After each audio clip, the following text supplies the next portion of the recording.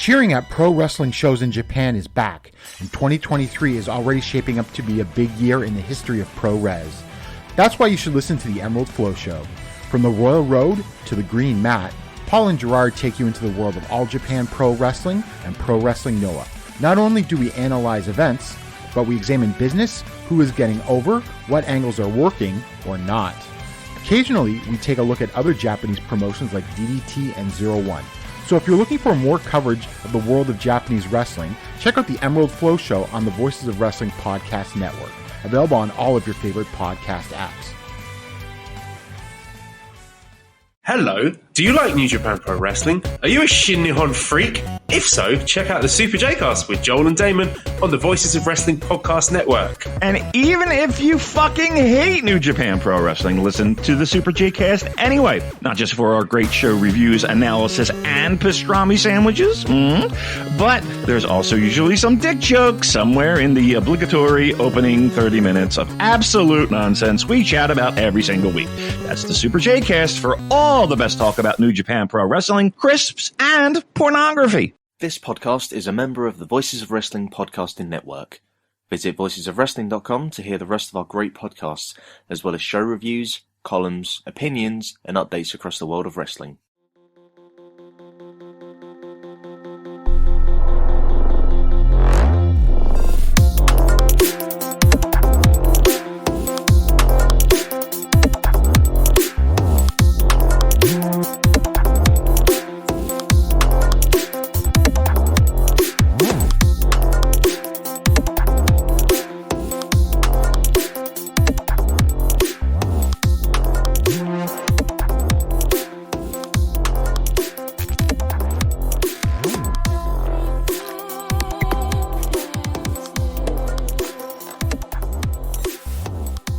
Welcome to Eurograps Express. I'm your host Neil David, and we are back once again to talk about all the exciting events on the British and European wrestling scene.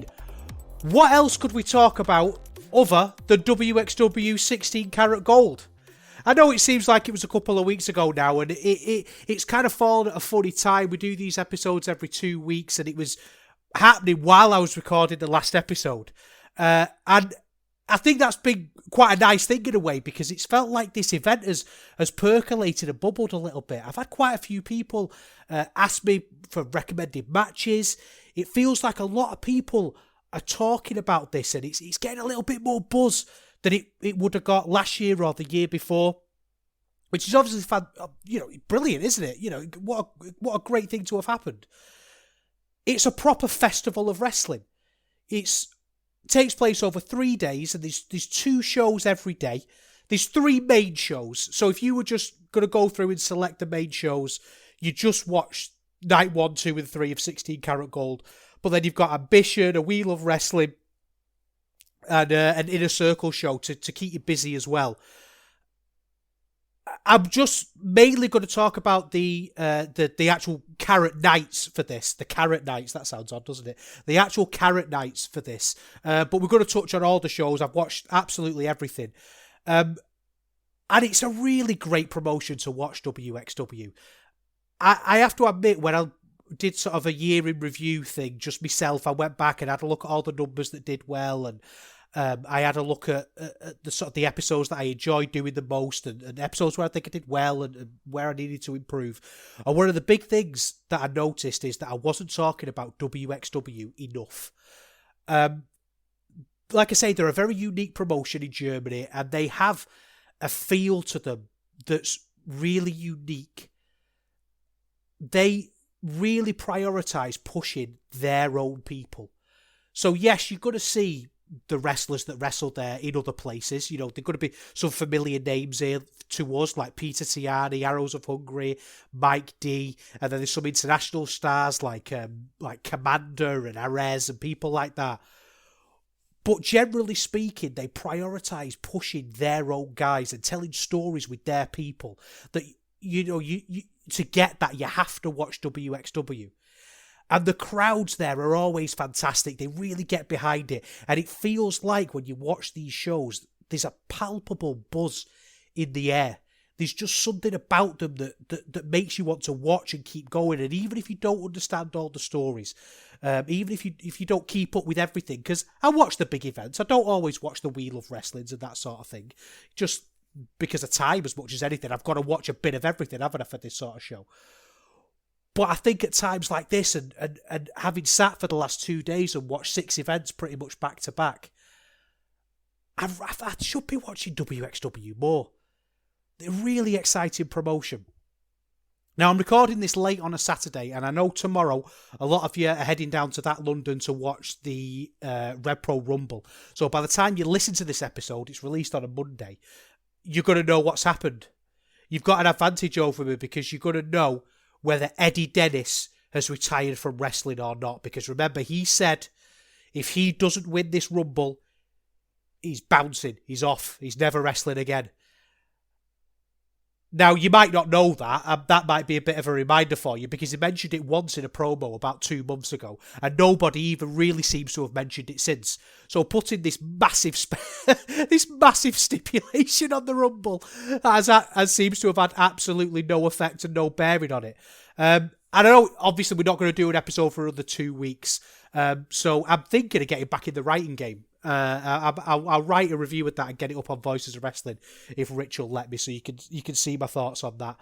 I kind of miss the writing side of things, you know. I was been doing this podcast for a year, but I've been writing for Voices of Wrestling for about 6 years now. It's been ages, and I miss it. You know, I miss taking that time and being all arty-farty and stuff like that. So we got 6 shows to get through in an hour and a half. Normally I do 2 at a match. So I'm going to have to be really strict with myself here and stop myself whittling on.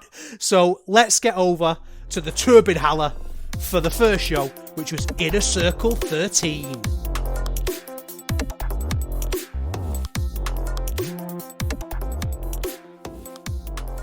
Inner Circle is a funny old show because it's not a main show by any stretch of the imagination, and it's held in the wXw training school.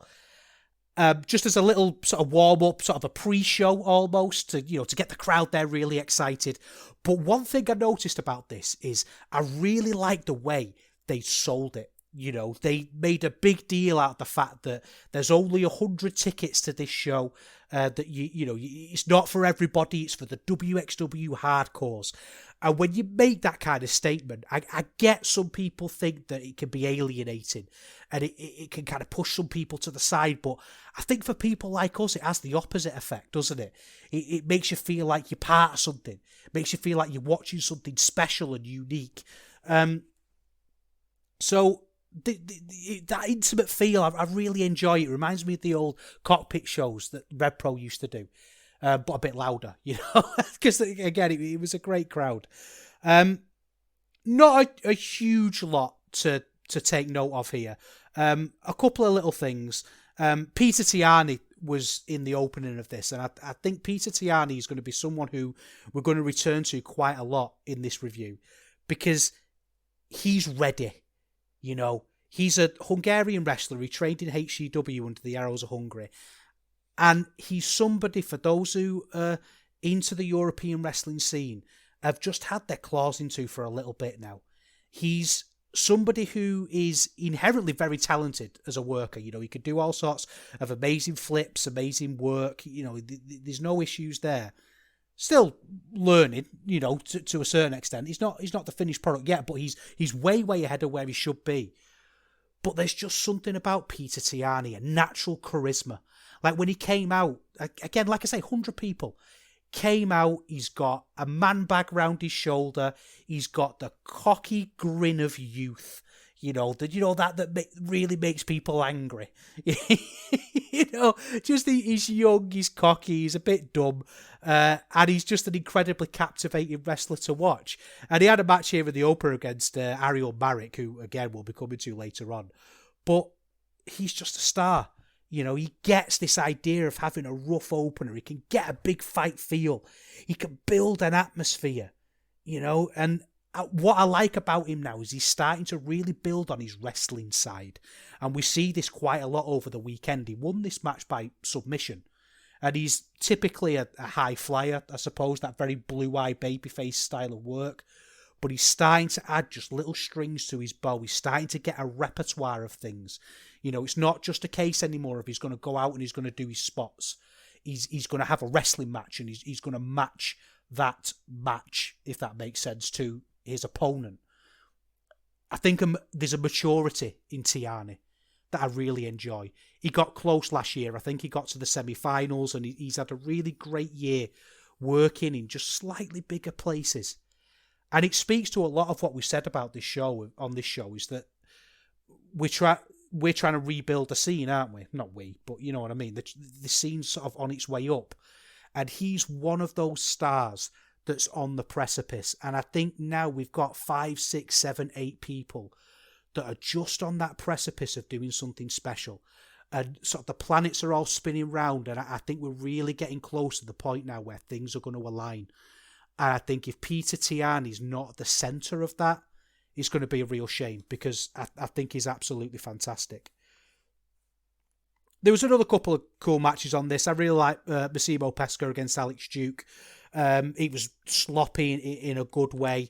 You know, kind of not neat work, and the intimate environment kind of emphasizes that, I suppose. You know, you can see everything, and that kind of sloppy, aggressive work is elevated in that kind of environment, which I really enjoyed. Next up, we had Mike DeVecchio against Jaden Newham. Mike D is another person who could be on the precipice of doing something very, very special. And again, we're going to keep revisiting Mike D because he's in 16 Carat as well as Peter Tiani. And he's a bit of a...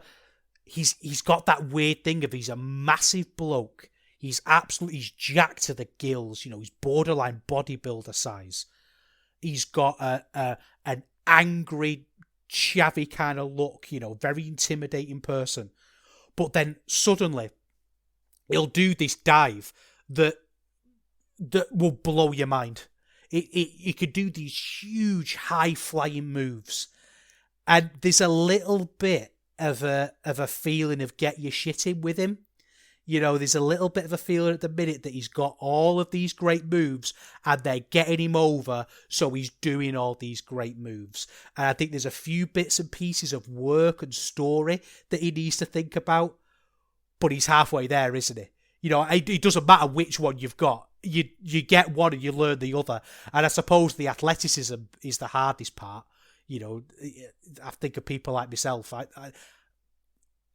don't know if this is just me, and there's a bit of a weird tangent. I don't know if this is something that's going to make me sound really weird. But do you ever wonder if you could climb to the top rope? Like, not climb it as in get up the rope. I could sort of fumble my way across and probably flop over it somehow. But could you imagine standing in the corner of a ring and just being able to stand up for as long as you wanted? I mean, I can't, but Mike DeVecchio can, and he was great here. You know, the dive, the high flying, the bullying with this, and you know, Newman he's a trainee, and he's selling bordered on corny a little bit at times in this, but really, this is all to get people excited. You know, I noticed at one point Jordan screamed, "Let's do this!" and then took a powder. A couple of seconds later, which if that sort of thing's done with a little bit of irony, I can get it, but I don't know if it was done with that awareness, so it kind of took away from it a little bit. But again, a lot of this show is to just kind of introduce people to wrestlers, I think, and certainly we've got an amazing introduction to Mike DeVecchio. And obviously, long-time listeners of Eurograps Express, we know him from GWF. We've seen him do great things for a while now, and build and bubble. And the position that he's in, he's taking that natural next step. He's getting a push at wXw, as we'll find out later. So really exciting times are getting on the ground floor of Mike D, because he's brilliant. Then we had a tag match. It was Ava Everett, Jacob Crane, and Yuval Goldschmidt against Becca, Danny Frey, and Psycho Mike. I'm a little bit funny about the Psycho Mike thing. For those who've not seen him, Psycho Mike does this "who wants to see a body slam" gimmick, and then he does a body slam. It's very much comedy wrestling. I don't like comedy wrestling as a rule. It feels strange to criticize it in this environment, and it especially feels strange to criticize it because the wXW crowd, they absolutely love it. The crowd here, and then when he's booked later on the bigger shows, were going absolutely insane for this body slam thing. And it's one of those moments as a critic, sometimes you just have to let people enjoy things. And I know that sounds like a little bit, I don't know if I'm ruining my credibility a little bit there, because I think it's crap. I think the gimmick's garbage. I hate it. But am I really going to sit here and say it's objectively garbage? Well, no, because nothing is. But am I going to say that wXW and Psycho Mike shouldn't be doing it? Well, no, because everyone seems to love it. I just think it's a little bit tongue-in-cheek and a little bit silly. And I find sometimes those kind of gimmicks, I don't like it. I'm going to sound really defensive here, so don't clip this and put it anywhere. But I find sometimes the gimmicks that are laughing at wrestling almost, I don't really like. And I'm not being cornet with that. I'm not saying everything should be serious territory era stuff. Not at all. I like a spot fest as much as the next guy. I think if you're going to start doing the wink, wink, nudge, nudge stuff, it's got to be really captivating. You've got, not everyone can be Kota Ibushi wrestling a doll. And that really feels like the minimum for me. And unless you're Kota Ibushi wrestling a doll, it's going to be really hard. Next up, we had our first view of Shigehiro Irie. I'm going to save my thoughts for Irie till later on, because I've got not trouble before, but I've had a bit of flack before now for not really getting Irie. I find his matches to be a little bit stale. I feel like I know when he's going to do spots at the right time. What he's going to do when he's going to do it, I should say. I find him a little bit clunky. I think he's fine. I do think he's obviously a good wrestler. But talking about wXW guys, Irie feels like a wXW guy. And they keep bringing him back, they keep building him, and the crowd absolutely love him and are so behind him. And he is just very likeable in himself. He's somebody who, when you watch him wrestle, you're captivated by it. So, other people are. Maybe not so much me. So, again, it's like the Psycho Mike thing, isn't it? Yeah, you've got to book him. People love him. And he defeated Elijah Bloom here again. Elijah Bloom's another trainee. Just a great connection with the crowd, and we're going to see that later on. Thomas Shire beat Gouliash Jr. Talking about people who are on the way up, I think Gouliash Jr. is being slept on a little bit. He's very young. He's doing this gimmick of, he's from the farm. He's another great Hungarian wrestler. But again, there's just something about him. Think Luke Jacobs, but with a bit more babyface charisma, I think. And he was defeated here, and he didn't do much this weekend in terms of story. But there's just something about him. Once these other wrestlers start to work their way up, then you've got this, guys like Gouliash to come in and replace him. Tristan Archer versus Vaughn Vertigo. Never a Vaughn Vertigo fan. Decent enough. Archer's a funny one, isn't he? I can never decide on Archer. He's definitely got a charisma. But it's a funny one. He's a bit hit and miss.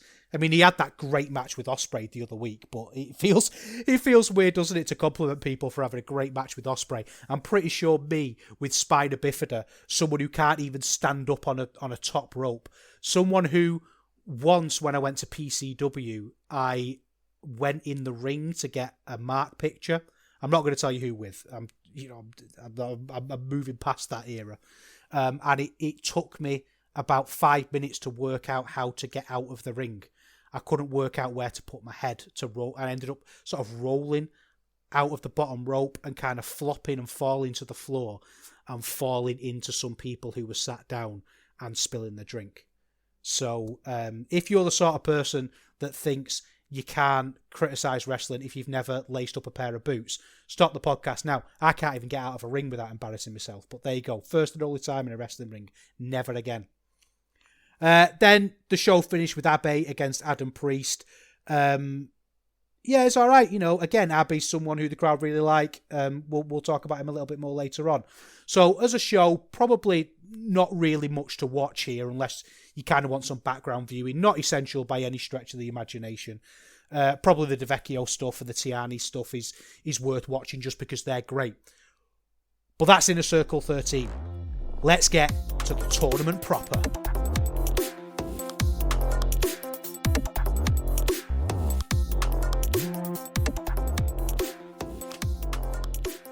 So we're in the Turbine Halle. It's night 1, 16 Carat Gold, and just what a lovely feeling that building has. I don't know if that's in no small part down to the quality of the production. Absolutely amazing production, like professional level production. I don't think there's an indie that can match wXw in terms of the camera work and the lighting. The commentary's really good as well. It's not the greatest in the world. It's usually functional, occasionally good, but as a whole package, just a fantastic whole package. And this is why can't get through an episode without doing this. But this is why I'm getting really frustrated with RevPro, because it feels like, look, wXw can do this. The way sort of the transitions are, where they'll do these little vignettes of advertising for the shop that they've got, or they do a love wrestling, hate racism thing, and like sort of a little vignette between matches, and it's produced perfectly. It's slick. They've spent time and effort on it. I don't know if it's money these days. I don't know if it is. Maybe it is. I don't know. I'm not in that field, and I kind of want to speak to somebody, and I'd love to. Maybe we could do this as an interview. Could do our first interview. Get someone who actually films wrestling and tells us what it takes and what. Because I'm sure it's one of those things where there's much more to it than you would first imagine. Like I'm really into miniature painting, as you know, like my Warhammer and lots of other games, and I've listened to interviews with people who've left Games Workshop, and it was their job to take photos of miniatures. And you to me, as someone who's never took a photograph in anger, you would think that would be easy. But the amount of effort and learning about perspectives and all that stuff. So I'm sure there is a lot more to it than I realise. But wXw set the standard. And I think we can say that it's hard, and we can understand that you might not always be as good as wXw, but there's a lot of companies that just aren't meeting that standard. There are a lot of companies that are like GWF. I think HCW's production is really good, but it seems like the British companies are so far behind on this. I just don't understand. In an era when people shoot whole movies, do 4K movies and edit movies on their phone, I feel like a wrestling company should be a little bit better. But anyway, so let's stay positive. Lovely energy. Started off with Francisco Akira, and he defeated Lawrence Roman. Couple of talking points from this one. First of all, Akira has really become an incredible wrestler over the past 12, 18 months. He was always good. I remember watching All Japan. I went through a stage of reviewing All Japan for Voices of Wrestling, written reviews. I don't know why. I'll leave that to Paul Volsheed. He's willing to suffer through it, so he can do it. But he was always good there. But there's something about him now that things are starting to click with him. He's starting to have well-structured matches. He's starting to tell really interesting stories. And unfortunately, I don't really think he could do it in this match that well, because Lawrence Roman, I'm really confused by it. I don't really get it. I don't get the Amboss thing.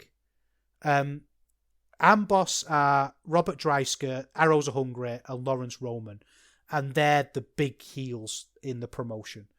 And they're great wrestlers individually. I like them all, especially Arrows of Hungary. Arrows of Hungary, for me, are one of the best tag teams in Europe, if not the world. And I hope that they do one day get a chance to do something on a more global scale, because nobody outside of our bubble seems to talk about them, but everybody in our bubble knows how amazing they are.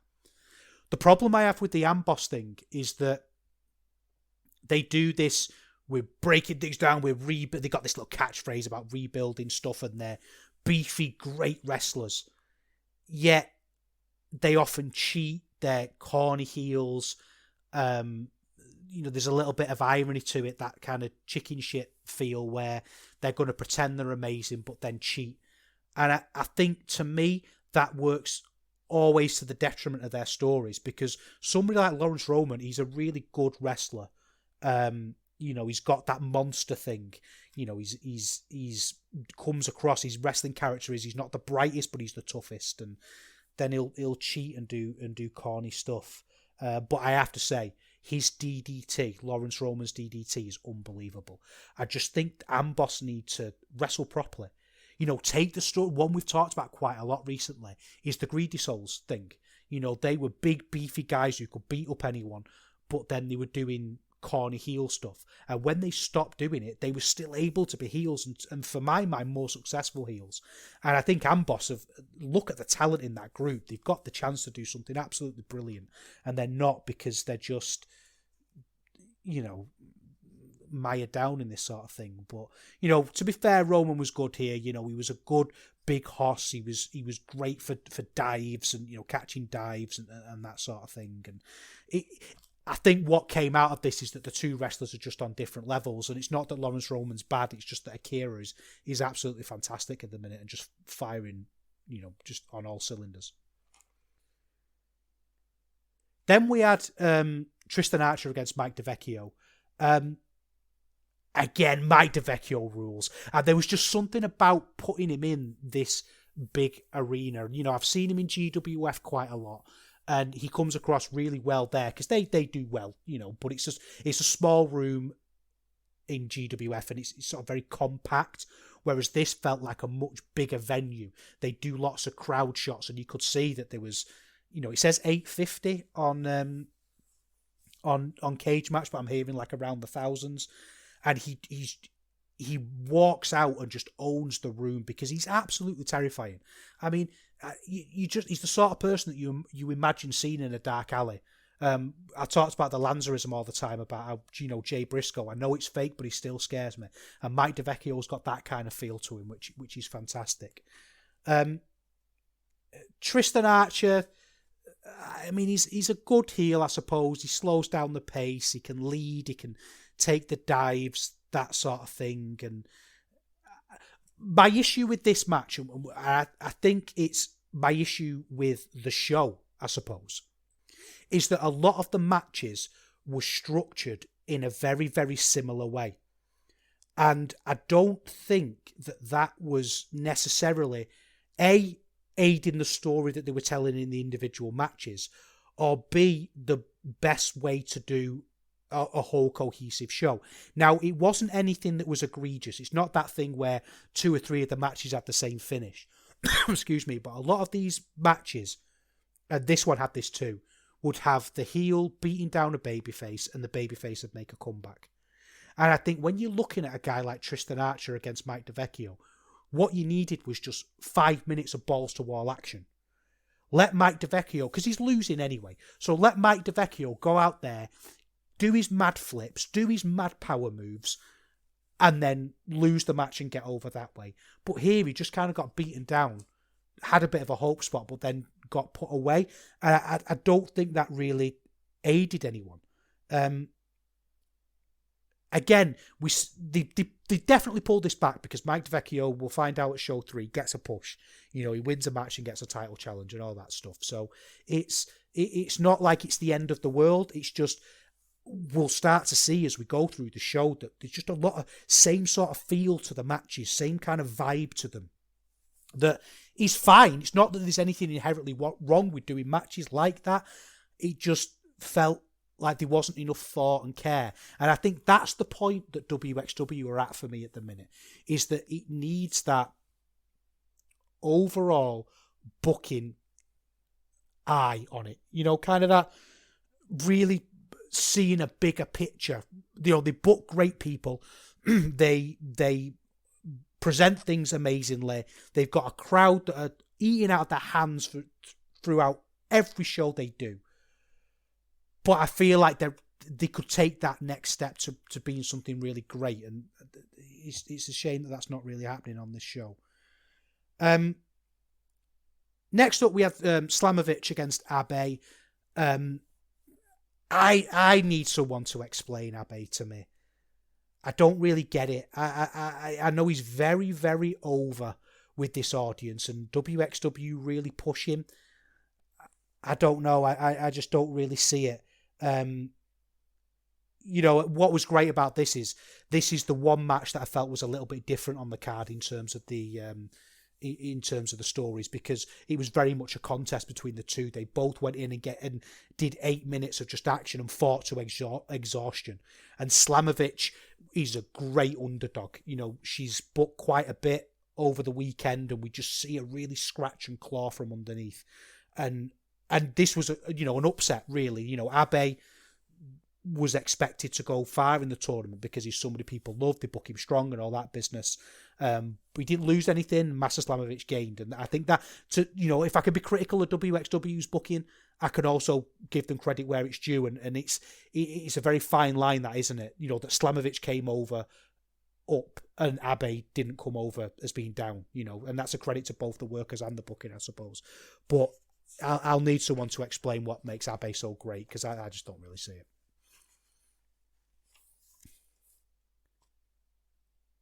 Next up, we had Shigehiro Irie against Metahan.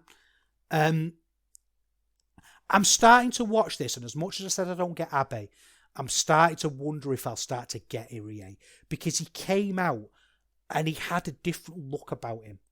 And he goes on to win the tournament, as I'm sure you know by now, and there was just something about the way he was walking to the ring and the way he was carrying himself, that yes, the character of Irie, as in his personality's character, was still there, but it felt like he'd had that moment of, no, I'm going to win this, I'm going to take this seriously. And he really carried that all the way through, and there was something about that connected me to Irie in a way that I've never really been connected to him before in wXW. Because like I say, I find his work a little bit repetitive. He's not, for me, the greatest wrestler in the world, but I tend to see him through the lens of an import. He's an import who comes in and he's going to do his stuff. Whereas there's a bit of a story behind him, and I think maybe it speaks to that thing with a lot of wrestlers where when you start giving them a push and when you start taking them seriously, it works. They get behind it, and I definitely saw that here with Irie. Metahan, okay, like it's stupid heel stuff. My issue with this one is what I was saying before. Irie snuck this. He was beaten down and he snuck it at the end. And I again, think about the story that you're telling. You're telling a story of somebody who got to the semi-finals last year, who's consistently been an almost ran kind of guy, and yet he's now coming determined to win the biggest prize that wXW do. Because I think winning the 16 Carat Gold is bigger than winning the unified belt. It feels that way to me anyway. I mean, ironically, you do win the belt in this tournament. That's one of the things they've done, but it feels counterintuitive to me for him to come in with this momentum to then say, oh no, the story is he's going to have to overcome hardship. And you can tell that story at some point, but I wouldn't have done it in the first match. Not against Metahan. Just beat him. Beat him in 10 minutes. Who cares? You know what I mean? But yeah, it was what it was. Next up, we had Trey Miguel against Peter Tierney. I thought this was going to be special. I have to admit, this was the one that I really sat up for. Trey Miguel, obviously, Impact star, great wrestler, high flyer, all that sort of thing. And somebody who's working on a level that Tierney is approaching, that kind of indie star. And I felt like they didn't really grab the ball by the horns in this one. I mean, it was good. You know, like I say, Tiani's got this confidence. But I felt like Trey Miguel was in import mode a little bit in this one. And he certainly wasn't for the rest of the weekend. But this one just felt a little bit, you know, they're doing back rakes and rubbing heads on ropes. And I just thought, why? Like, what does this achieve? We want to get behind Tiani. You know, he beats Trey Miguel in. We want to get behind him. So, let's have a bit of action. Let's have a little bit of fast-paced, you know, amazing, you know, anyone could win this at any moment kind of feel. Not Peter Tiani being an underdog. I don't think the underdog story needed to be told as much as it was on this show. It could have been told once or twice maybe, but the idea of all the underdogs are going through and then you've got 4 underdogs against each other. So you cut off the story straight away, don't you? Especially because he sent, you know, Masa Slamovich was telling that story anyway. Do you know what I mean? So yeah, I was a bit frustrated by this one. It should have been a lot better. There's a weird bag spot in this that Trey Miguel picked up. I think he maybe thought it was Tiani's bag, but it was just a woman's bag. Like he just picked, like I don't know about you, but there was this thing when I was a kid that my mum had this big thing about do not touch my bag. I don't know if that was something that other mums had, but my mum was like, you do not touch or go in my handbag. So to pick up the handbag got, you know, it unlocked a secret childhood memory. You know, there was lots of cool spots on this, like, you know, as you'd expect, you know, Peter Tiani caught Trey Miguel in a lung blower and it was cool, but it was already a little bit flat by then. You know, great finish to this. You know, it wasn't a bad match by any stretch of the imagination, but I think it could have been a little bit better. Next up, we had easily the match of the night. It was Ares against Commander. I know a lot of people know Commander now from his work in AEW, and I realised when I was watching this that sometimes I can be the reverse cornet. That, you know, I sometimes just want to watch cool stuff. And I could sit here and tell you that at the start of this match, it was a little bit clumsy. You know, some of the grapples were a little, you know, they weren't really as fluid as they should be. You know, to the point where the commentary were covering for it at one point. You know, they were saying like, you know, oh, some great technical work here, and it just wasn't. So it felt a bit odd. But, you know, it wasn't smooth. But then people started walking along ropes and bouncing around. And, you know, Ares just stopped selling, but I didn't care. You know, they weren't trying to tell a story. It was just a couple of mid-carders doing cool stuff. And that's what this show needed. It needed some exciting wrestlers doing exciting things. And I thought this was brilliant. How can you watch Commander walk along the ropes and do a ridiculous dive about 5 stories high, scraping his feet on the ceiling of a 5-story building, and not be into that? It was great. This match was easily the best match on the show. Then we had Davey Richards against Axel Tisha. Obviously, this one's going to be a little bit of a funny one to analyse, and we've got to think about how I approach the Davey Richards stuff. And I'm not going to go into that. You can have a look on Twitter and find out what's going on there.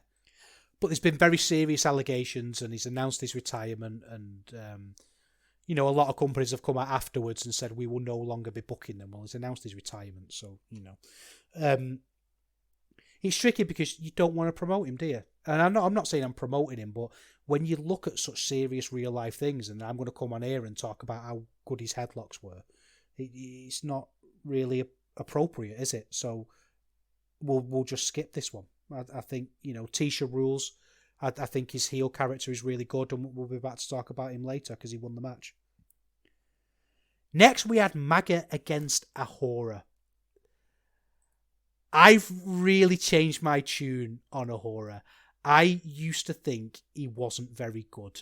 And I suppose if you're looking at him from a wrestling point of view, he's not great.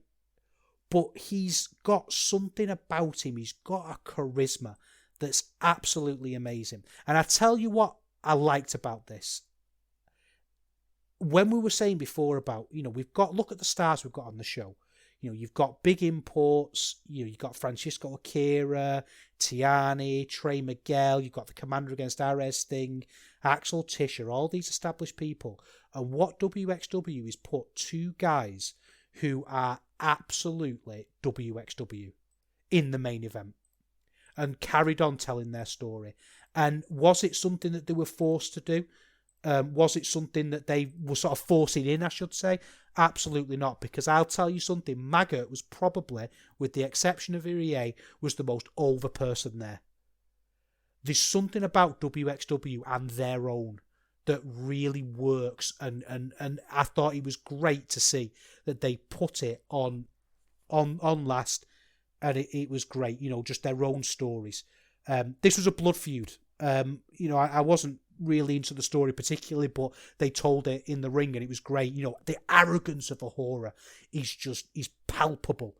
Just absolute, he ripped a nose piercing out at one point. The pile drivers in this were absolutely fantastic. And I think if you're a wXw drop-in, if you're somebody who's heard maybe you heard Alan Coonahan on the flagship and you're thinking, I'm going to give wXw a try, these are wXw guys, and these are the sorts of stories they're telling, and I think they've been really good. So night one, all right, it was a bit of a night of 3-star specials. Nothing was really 4 stars. Maybe the Commander Against Ares would have scraped a 4, but solid fun wrestling for the most part. Few issues with the booking, but we don't stop. We move onwards to... Are you ready? It's our yearly tradition. We're going to slag off Ambition.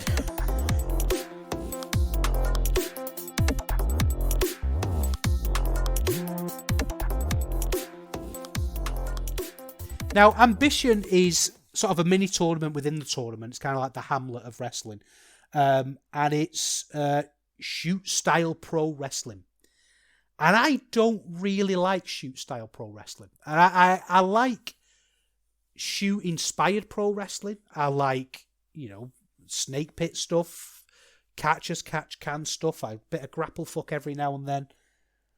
The problem with having this tournament is it kind of breaks all the rules of pro wrestling, and you've dumped it in the middle of a pro wrestling weekender, and it just kind of exposes it, as in the shoot style stuff. It's a suspension of disbelief thing for me, and maybe this is a me problem, but suddenly you've got this idea that punches that happened on night one of Carat could be part of a series of matches, whereas punches and certain grapples during this were absolutely devastating. And there's just a little bit of a mindset change that I find hard to do. I don't really like blood sport and that sort of thing. I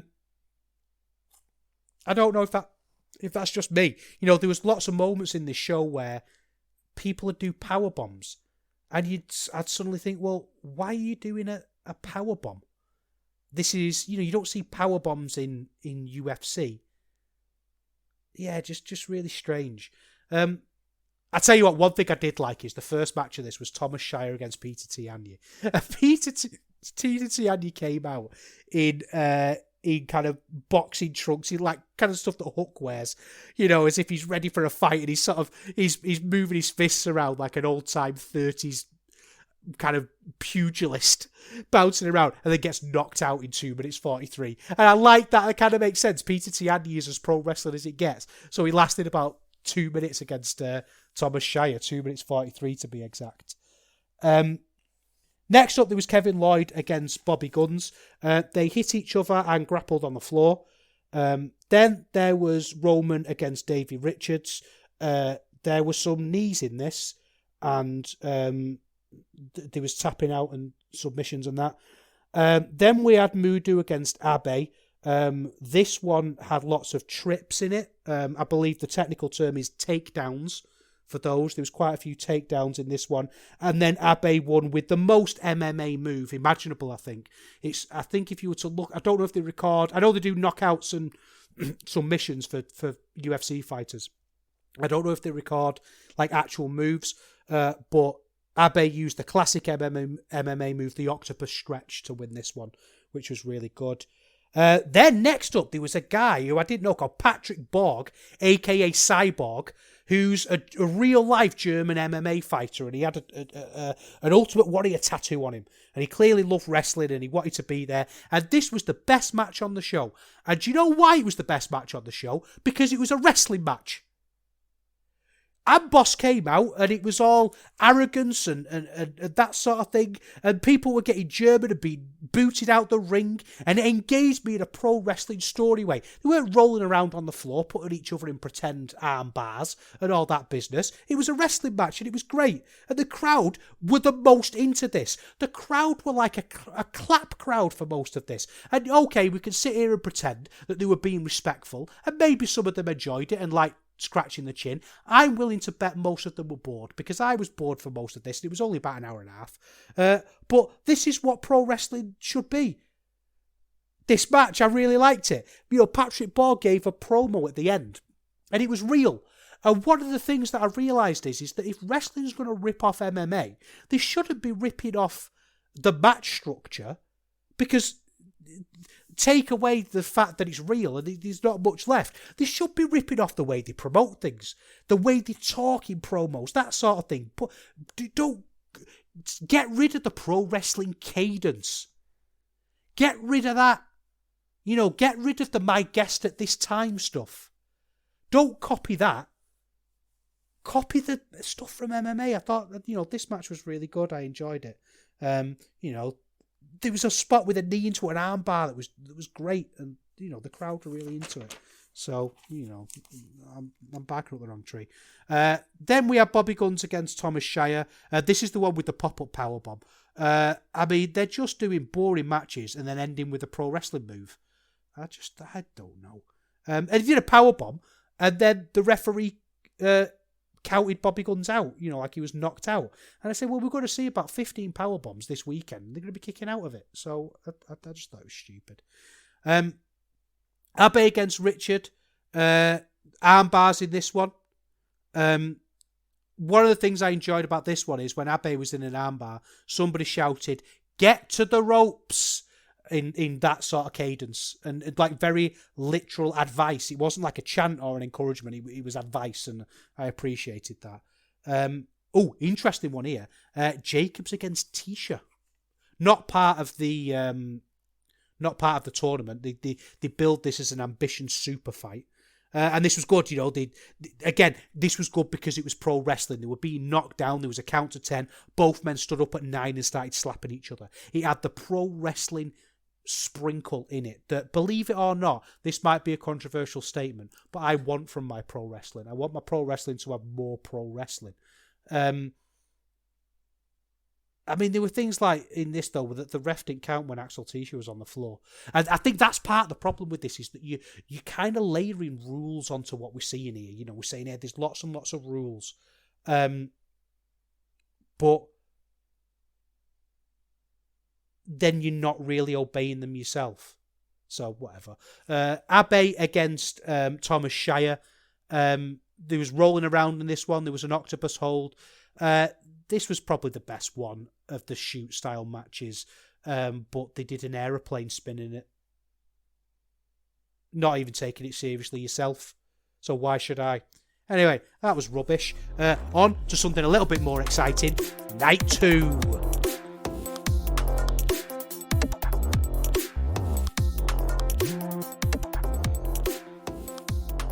So we're on to night 2, and I don't know about you, but I always think kind of the middle nights of these things are always the best.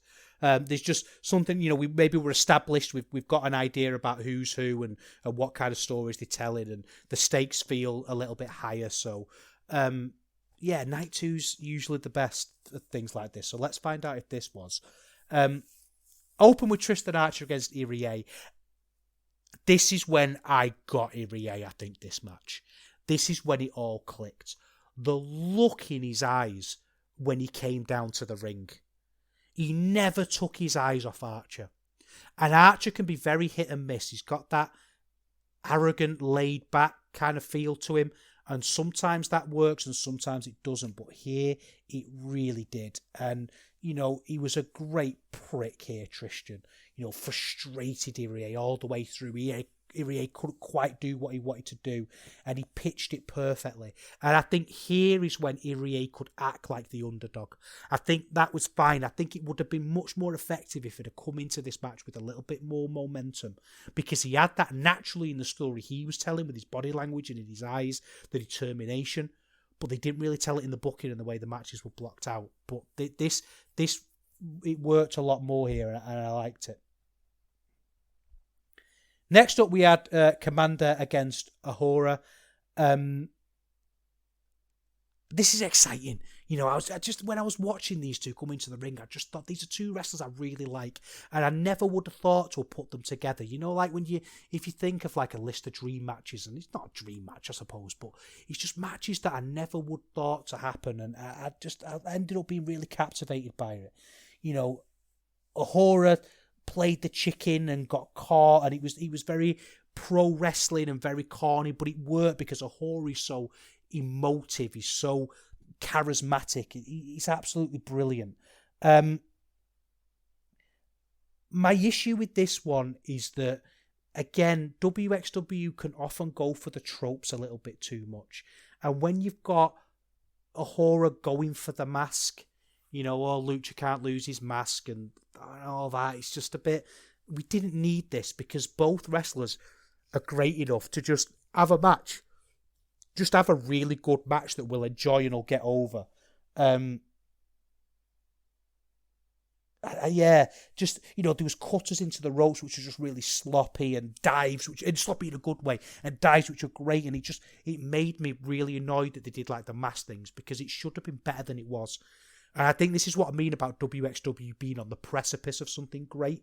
Like, it's not great yet, but a lot of this stuff is really promising and getting there. Next up, we had a tag team gauntlet. The crowd absolutely loved this. It was Rotten Flot came back, and they beat Ares and Trey Miguel, Elijah Bloom and Nick Schreier, Maggot and Psycho Mike, Rambo and Zafar Amin. It was 28 minutes, and this wasn't for me. You know, the Psycho Mike thing, as I said before, I just couldn't get into it. But then again, I'm watching it, and the crowd are going wild for the Psycho Mike stuff. You know, Psycho Mike finding the hard cam and doing a body slam was getting huge pops, and you've got to do it, haven't you? I just felt like, I mean, it was 28 minutes the match, and they were probably in it for about 15, 20 of those minutes. I just don't want that from my wrestling. Maybe you do, but I certainly don't. But the crowd did. Next up, we had Axel Tisha against Masa Slamovich, and Axel Tisha was absolutely brutal in this match. This was almost uncomfortable at parts, like the level of violence that they were showing here. You know, Tisha wrenching her arm, lots of knees to the back of the head. One of the things about Tisha's work that's so amazing is the way he always knows where to put a knee, or the way he transitions between moves in a really quick, speedy way.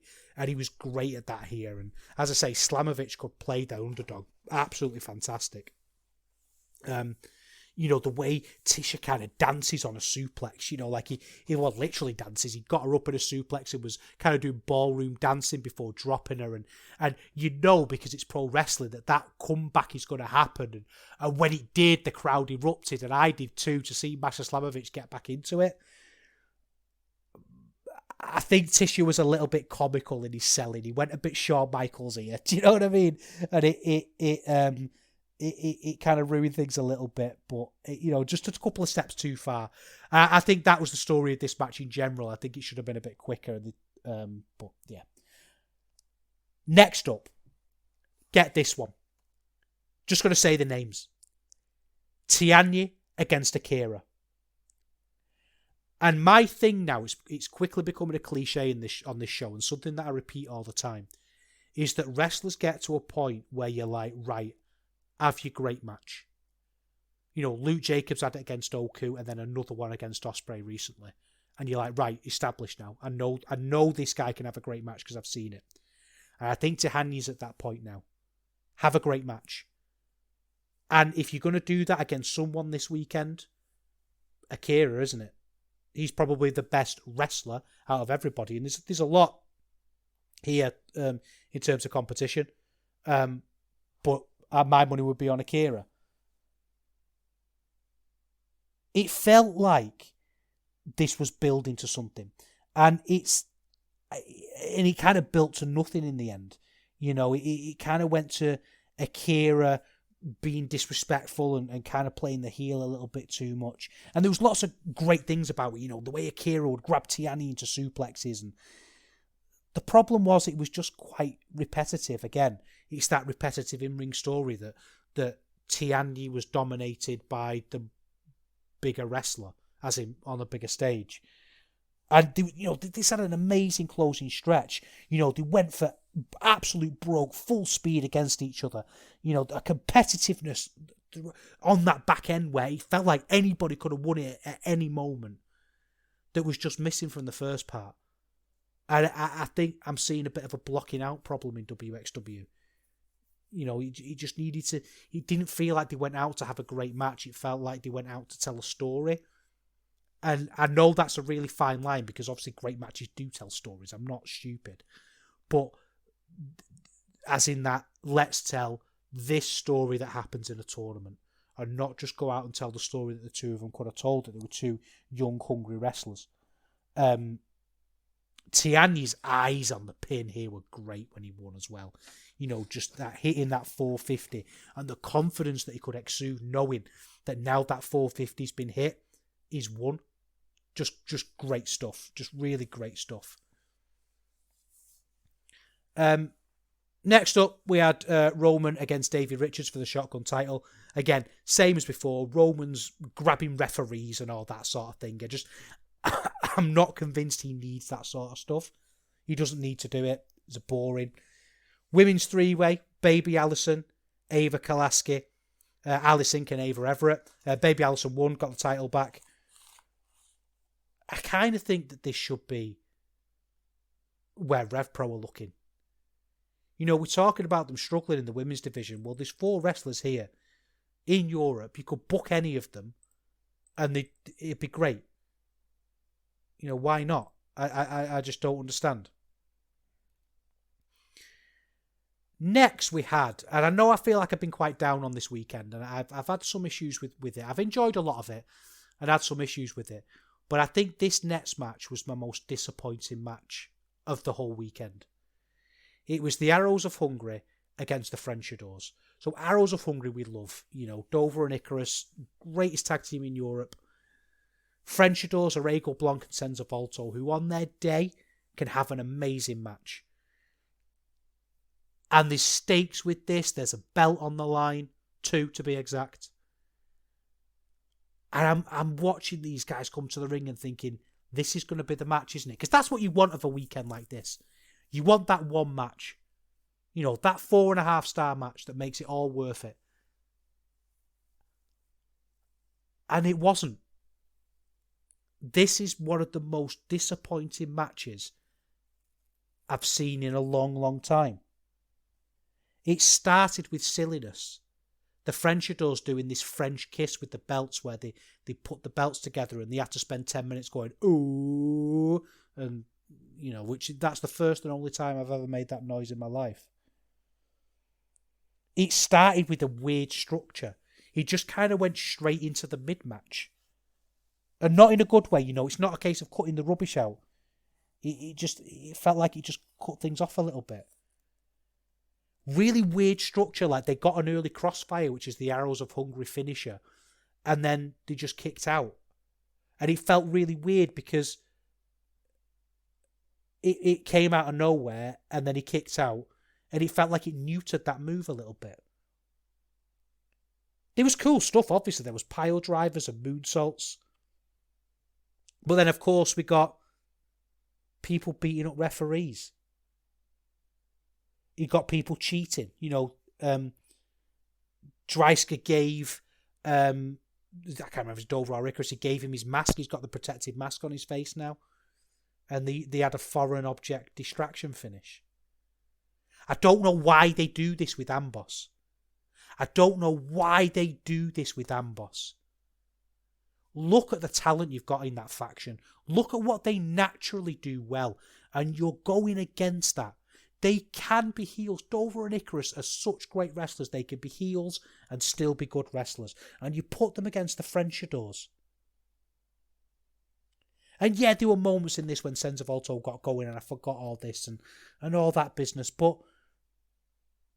I don't, like, what are we doing screw job finishes for with teams like this?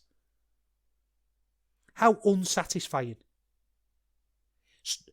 I just feel like it's that cowardly booking almost, isn't it? That you don't want to defeat the French Adors outright, so you have to do something like this. But why not beat the French Adors outright?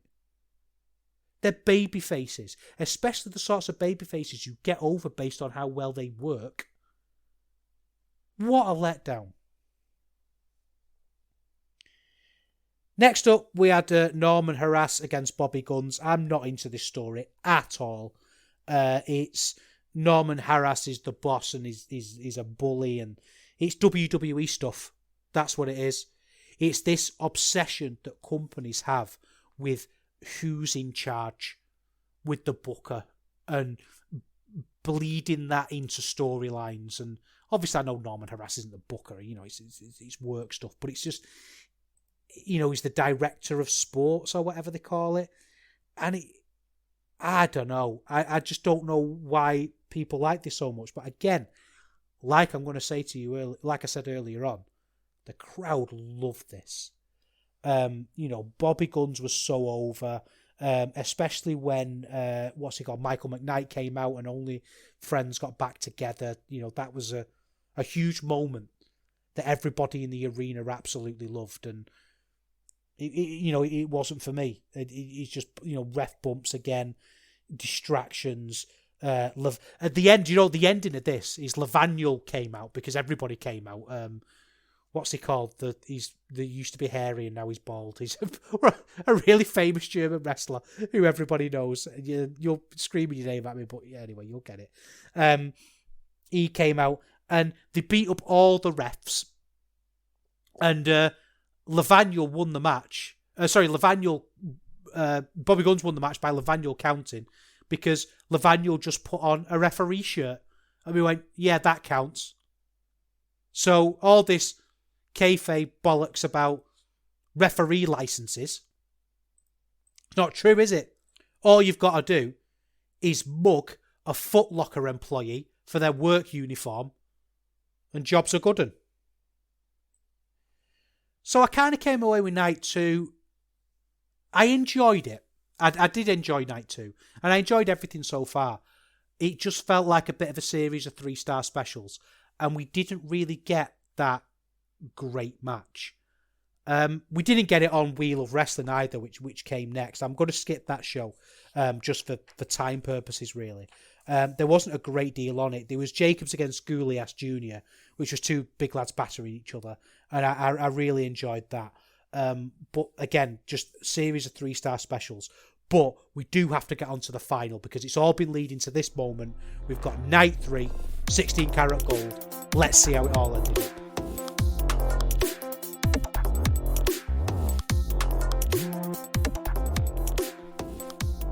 We started off with Ahura against Irie, and I'm convinced that as this weekend went on, Ahura's shorts got smaller and smaller and smaller. They were barely there at this point. It's like something Deborah would have worn in WWF. It was borderline obscene. They look great though. If I could get away with wearing duds that small, I'd wear them. But I'm not good looking like Ahura is. I really like this one. I think this was probably Irie's best match, apart from the final, because it started off with just this big boot from Ahura right to his face, and we were right into action to begin with, and I really got into that. Just quick 9-minute match that started off with action. I would have liked to have watched this unspoiled, I thought. And it's tricky with wXw because, there's stuff on Twitter everywhere, and before you know it, you know what's happened. They do get things out really quick. They get things out within a couple of days, but it's inevitable that you're going to end up watching it spoil. And I think if I had watched this unspoiled, I'd have got behind Irie a lot more in this one because I thought Ahura was great. The big rope flip that he does, the big twisting thing was great. Do you know what I think it is with Irie? The move that I don't like, and I noticed it in this, is it's like the wrestling will start, and then you know about 5 minutes into the match, he's going to do that move where he leans on the ropes, flips down, gets a 2 count, and looks shocked that he gets a 2 count. And I know wrestlers have moves they do that get near falls every time, but it just feels really exposing because Irie always does that move so early and always looks shocked that he didn't get the pinfall. You know what I mean? But this, the crowd were insane for this. It had so much momentum at the end. And it was a really fast-paced ending that it needed, again, to get that momentum from Irie. And it was at times like this that they got that he needed that momentum, but they just didn't do it consistently enough, I didn't think. There was a really good promo at the end of this.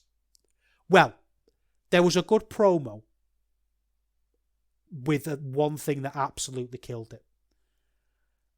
I really liked the way Ahura spoke. You know, he had a great reality to it. You know, basically saying that people ask him, does it bother you that people boo you? You know, that people don't like you? And it was dripping with insecurity, the anger, insecure sort of feeling to it, where he was saying to the crowd, I don't care. But you can tell that actually he probably does. And then Maggot came out and put him in a sort of that rope thing and challenged him to a street fight, and those two, it's all going to come to a head because, you know, Ahura's been kicking Maggot's girlfriend in the face and stuff like that. So, you know, he's obviously going to come to a head. The thing that absolutely killed this, and the crowd have been great all weekend, but there was something about what they did during this promo that absolutely killed what should have been a brilliant promo. Do you know what they did? What chance? I just don't get it. It's not funny. It's like the 2 count when they do 1, 2, and everyone goes, sweet. It's like the 1 fall thing. It seems to be something that people do, and I don't get it. Do the woo when chops happen, by all means. That's fine. I will allow that one. What chance have got to go? I'll even tolerate the 2 sweet and the 1 fall thing because, you know, they are what they are. But the what chant during a good promo, nah. No. Really, really didn't enjoy that. Next up, we had Tisha against Tianya. And Tisha, I keep saying Tisha, it's Tisha, isn't it? Tisha, brilliant in this. Absolutely brilliant. Peter Tianya comes out, crowd are going wild, they're absolutely behind him, booing Tisha. And Tisha is stood in the corner, looking Peter Tianya in the eye and saying, don't listen to them, look me in the eye. They're not going to help you. You're in the ring with me now. And that's the kind of heel I like. The intimidating heel. The arrogant heel. This is what Arrows of Hungary should be doing, because I guarantee they could do that even better than Axel Tisha. The start of this was so fast. You know, the transitions between moves were smooth and seamless, and there was a pace to it. And the underdog thing here just made so much more sense with the way Tisha carried himself and the way Tianya carried himself. There was a battle for big moves. They weren't just doing a spot. Somebody wasn't able to just do a suplex. They had to grapple and get positions in and hold limbs down. And it was a scratch and a claw. And both men sold everything in this. And I don't just mean sold as in this is hurting me. They sold shock and surprise and emotion. This was a level of work that Tisha does that I don't think many people on the continent can touch him with. I think Tisha's character and the way he carries himself in the ring is spectacular. Absolutely spectacular. And there was just a great little story in this that that Tianya injured himself. He caught his arm doing a move, and Tisha just capitalised on it and submitted him. Just a little realistic nugget to sink your teeth into. I thought this was a very underrated match that not many people seem to have taken from this weekend, really. I think that's a real shame, because I think if you're that sort of person that likes to sink your teeth into that little bits of minutia, I think this is where you would really get a lot of enjoyment out of it. I thought this was really good. I noticed that BackBodyDrop.com went 3 3/4, and I'm kind of in that right ballpark there as well. I thought that was really good. Although things quickly went downhill with our next match, which was a tag team match, and they're trying to get Adam Marek over. He's young, he's a trainee, he's incredibly good looking, he's got kind of that weird 80s Led Zeppelin kind of vibe to him, very good looking young lad, and they're telling this story that he is struggling to find his place in the wrestling world, I suppose. It's almost like, I don't know. The story, they tell him that he's hormonal and he can't control his emotions and he's getting angry. I don't know what it is. But it was a 6-man tag match. Amboss against Adam Marek, Pesca and Schreier. And it just did not land with me in the slightest. It really, really did not at all. It was set up by a really bad backstage promo. Dreisker decides to compete at the last minute. And essentially what this was a squash. The Amboss and co. squashed Pesca and Schreier. Adam Marek didn't really have much to do with this. And I don't really know what it achieved. I get him over by wrestling. You know, there was this bit at the end when Dreisker takes his mask off, and he obviously had that injury that we talked about a couple of months ago, where he got his face caved in. And he's like, hit me in the face. And Adam Marek's like, no, I will not hit you in the face. Like, what are we doing? Like, is this the best you can think of? What a load of rubbish. Next was a singles match, Elijah Bloom against Adam Priest. This was fine. I really liked this. Adam Priest has got kind of a Dynamite Kid look. And the reason why I was going to sort of just skip over this match, but one of the things that I really liked about it was that it got Elijah Bloom over in a way that Adam Marek should be getting over. That Elijah Bloom came up against Adam Priest, another young wrestler, who initially was quite insulting to him. He wrestled him to the ground and did that thing where he walked over his back. And then afterwards just went, oh, sorry, mate. And just did a handshake. Like, oh, I'm only joking. Right, let's wrestle now. That kind of really patronising kind of feel to it. That patronising kind of vibe. And then Elijah Bloom ended up turning it around and winning. And that was cool. You know, that's how we get people over. And this wasn't any sort of classic. I'm not saying that it was an amazing match. It's not rated on Cage Match. It was, I don't know, 3 stars. It was probably a gentleman's 3. He did exactly what it should have done. But yeah, I don't really, I don't know why they didn't do that with Adam Marek. It's weird.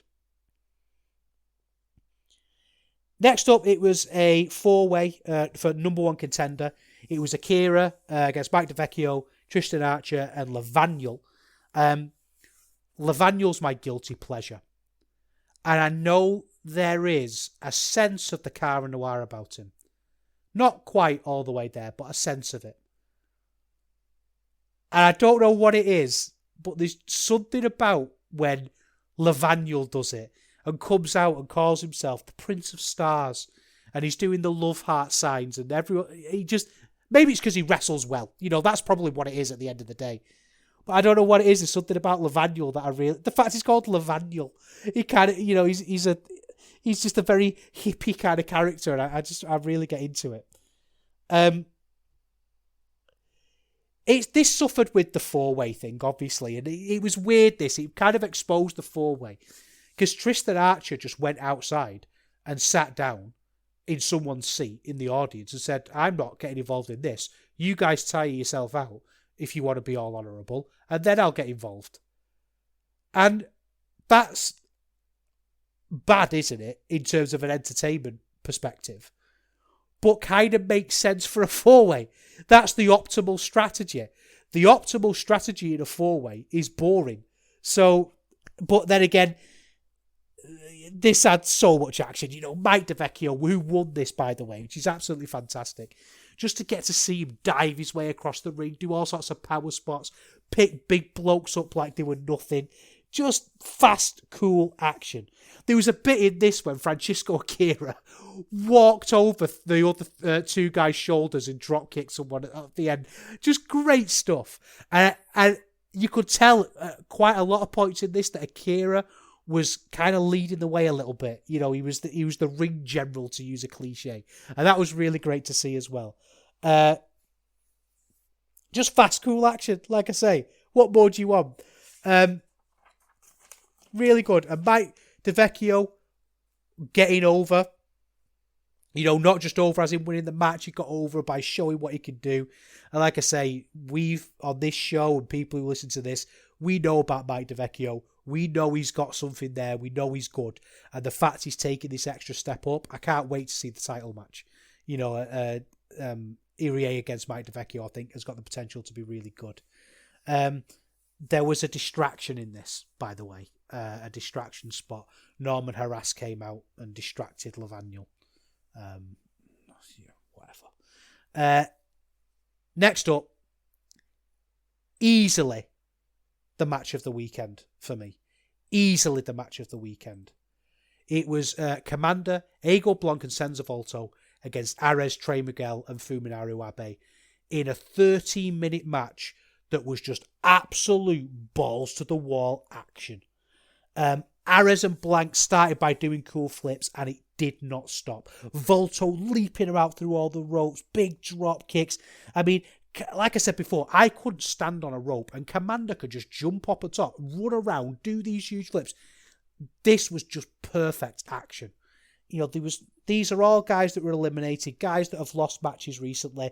Imagine not loving a spot fest like this. Imagine you're so angry about wrestling for some unknown reason that AEW winds you up so much that you cannot watch a match like this and just absolutely bloody love it. And I bloody love this. I thought it was brilliant. I'm 4.5 stars. It's the best wXw match I've seen all year. Certainly the best match of this weekend. I don't know if we're not thinking match of the year level with this, but just because of the way wrestling's been lately. I mean, how many great matches, how many 5-star matches have you given out this year? I've given out more this year than I think I did for the entirety of last year. But I hope this match doesn't get lost because I thought it was absolutely incredible. Then we had the final. Irie against Tisha. I thought this was great. And this is where I got Irie. I mean, this was a solid, it was a 4-star match. It's not as good as the semi-main. But I got this story. And Tisha is just, he's unbelievable. I think he's one of the best wrestlers working on the continent at the minute. I like the way Tisha works because he's big enough to come across as powerful, but that's not what he does with his game. What Tisha does is he sets up this idea that you have to outsmart him. It's not that he's stronger than you necessarily, it's that he's cleverer than you, and he sees what you're doing. The way he sells.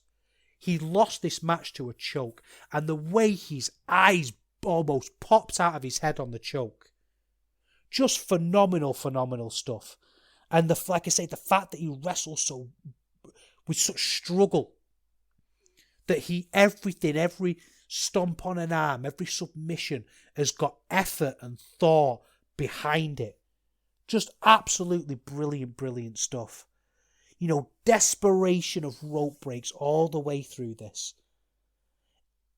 If I'm honest, it was never on that level. The level I'm talking about, like the next level. It never took us to that place where I was completely invested and lost in it. Where I'm not watching it. Those sorts of matches where you put your notebook to the side and you don't even think about your phone. Your eyes are glued on the TV and you're feeling it on a more emotional level. Never quite got to that point. But from a really good work point of view, it was great. And Irie went on to win, and the crowd went absolutely nuts. And I think I hope they do a run with him. I hope Irie gets a good run out of this, because from the sounds of things, they're going to make some money with him, and I think it's going to be really interesting. And having Mike DeVecchio, I mean, when is that match? Let's have a look on Cage Match. I know they did a joint show with APC in Paris that I've not seen. I know that he was defended in a 3-way. A-Buck and Eagle Blank. I don't know A-Buck at all. Is it a 16 Carat Revenge? No, anyway, I'll find it, because, like I said, I assume it'll be at True Colours, won't it? The next one. I don't know. It depends when Irie's booked, I suppose. But the Mike D match, I think that's going to be great. So, 16 Carat Gold. What did I think of it overall? It was generally pretty good. I feel like if you're going to watch it the way a critic has to watch it, the way we're going to watch it, where we're thinking about things and we're putting it in the wider wrestling universe, I think there's going to be a lot of holes to be picked. And I've done a pretty decent job over the last hour and a half of picking out quite a few myself. But I think what I came away from this show thinking is there's an excitement around wXw. Is that the crowd are so into their guys and into what they're doing that it's hard not to get carried along with that. And wrestlers that I don't necessarily love, like Irie, I ended up getting really behind them on this weekend because the crowd did, and it was an easy thing to get captivated in and swept up in. I wouldn't recommend watching it all. I would probably just watch Night 3, the back end of Night 3, to be honest with you, or just watch the tournament matches. I don't think you need to watch the satellite shows necessarily unless you want something on. But the switch to YouTube, I think, is great. I really hope some more companies do that. Now you can do that membership thing on YouTube. I think it really works. So the way wXw have done it, initially I didn't like it because it was kind of hard to find things. But the way they've done it now is that there's just a playlist with all 2023 events in order by language. So you can just find the English commentary, find the German commentary, whichever one you want, and everything's just in order. It's really simple. I've just saved that playlist. When shows go on, I've got it there to watch. And you just get the ease of the YouTube system. Remembers where you are every time. You can skip forward and backwards without it shitting itself and all that stuff. So just, yeah, really, really good. That's 16 Carat. Let's wrap things up.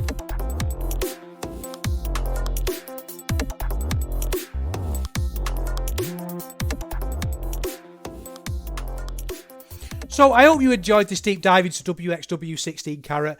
Certainly something I'm enjoying doing. I think wXw are a really rewarding promotion. At worst, they're an easy watch, right? And I know that sounds like I'm dabbing it with faint praise, but there's always a certain quality to them that I really enjoy. Like I say, I'll have a think about what I'm going to do about the Red Pro Rumble. It feels weird waiting 2 weeks to review a Red Pro York Hall show, so maybe I'll do a written review. I don't know what it is. It's something about a Rumble, isn't this really exciting? And looking at the card, I know you've probably seen it by now by the time this comes out, but looking at the names that they've announced for the Rumble is unbelievable. I'm going to make a prediction. Are you ready? I'm going to say who's going to win it. Luke Jacobs. Luke Jacobs is going to win the Revolution Rumble. Or Michael Oku. Or Connor Mills. I'm going to stop. What am I doing? Anyway, yeah, like I say, I hope you've enjoyed it. Don't forget, get in the Voices of Wrestling Discord. There's a Eurograps Express room in there where we talk about all things cheese and cheese boards. Not had a cheese board for a while, actually. I walked up to, there's a shop called Wandering Palette just up the road from me. And it's just, they have all like wines and cheese and stuff. And I walked up there. They do a cheese board. And I picked up a couple of bits. I just went for standard stuff, really. I'm just going for like nice cheddars these days. Like there used to be a time when I'd want something a bit gimmicky.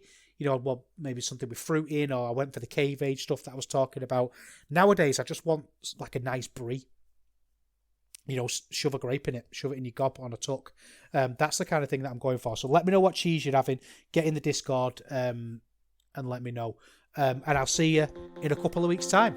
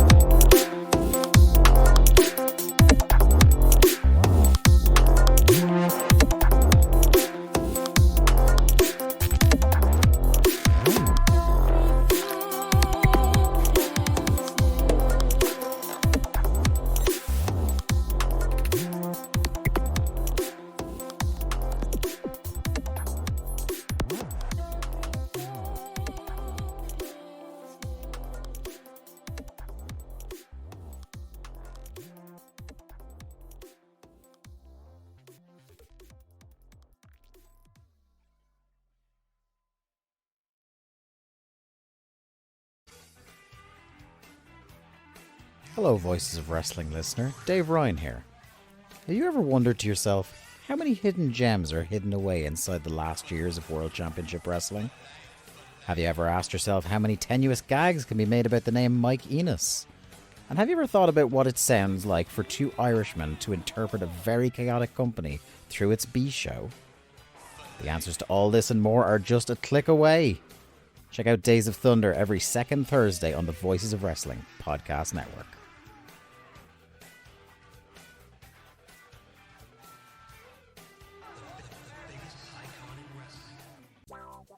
Do you like wrestling trivia? Then check out the 5-Star Match Game, the Pro Wrestling Quiz Show. I'm Joe Gagney, and every episode, I grill 3 contestants with 5 rounds of power-packed wrestling trivia. We have over 30 evergreen episodes in the archives covering WWE, AEW, Japan, Mexico, and much, much, much, much more. Play along at home and check it out today.